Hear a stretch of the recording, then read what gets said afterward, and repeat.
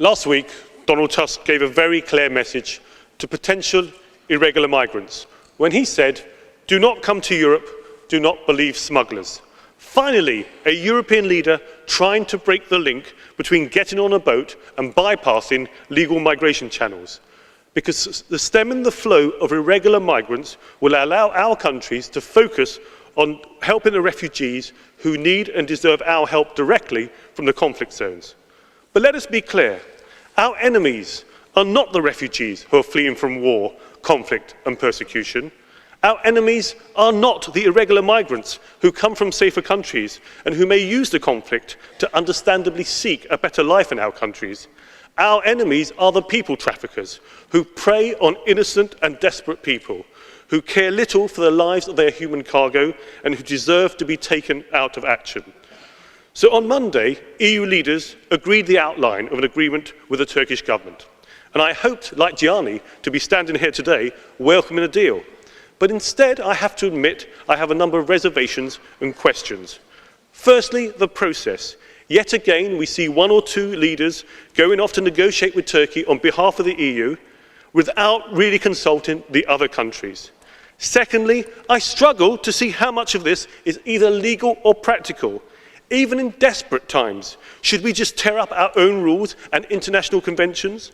And thirdly, I am very concerned that we are replacing one series of pressures from economic migration with another by granting Turkey visa liberalisation in a matter of weeks, without thinking through the implications. And fourthly, how will the €6 billion be delivered? Will it be tied to clear targets that must be met? Or otherwise, would we not be better off and safer spending that vast sum of money here on reception, processing and returns? And Turkey itself is testing the EU. Those of us who believe in freedom of the press should be concerned about the actions of the Turkish government against the Zaman newspaper. But if we are to work with Turkey on migration as friends, then as friends we should also be honest with them about whether EU membership is realistic and with our concerns over freedoms in their country. Whatever our views, we must all realise that we will not begin to control this crisis until we all realise there is no one silver bullet to solve this crisis. We made that mistake last year with the relocation scheme. Let's not make that same mistake again. And while we may not be able to stop the flows altogether, we can show that our borders are not a free-for-all. In the short term, we can work on finalising readmission agreements and speeding up returns. We can fingerprint upon arrival and find resources to speed up the processing of applications. We can put NATO ships in the Aegean to target the traffickers.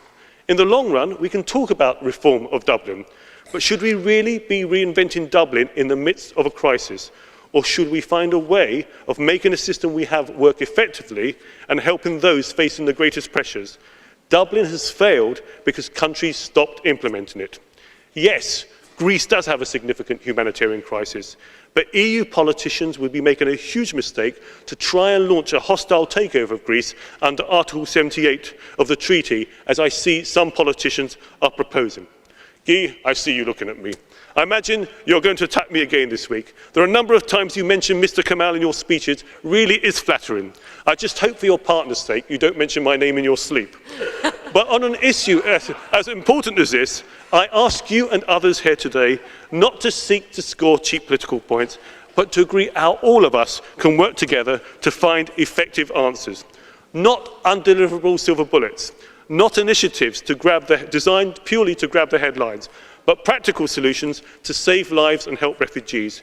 Because we owe it to our citizens and the refugees that desperately need our help, to stem the flow of those who are not refugees, to help frontline states take responsibility, and to provide a refuge for those genuinely fleeing for their lives.